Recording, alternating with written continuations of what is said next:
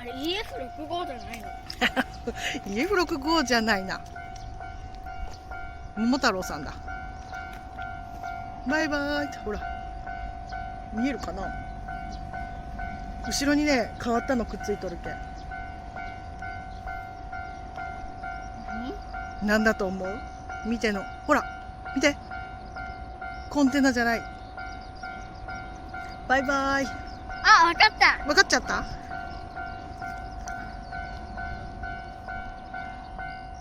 カシオペア。カシオペア。はあ、そんなのが来たらすごい素敵じゃない。あ、おお、ピーしてくれた。わかった。中央林間線。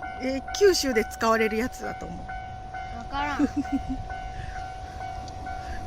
青いのだ。バイバイ、ありがとう、おはよう。あ、こわあ、すごいピカピカ。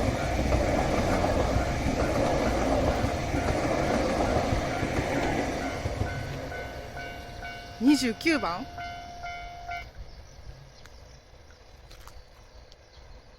すごいね。ゆっくり運ぶんだね。まだ。れ。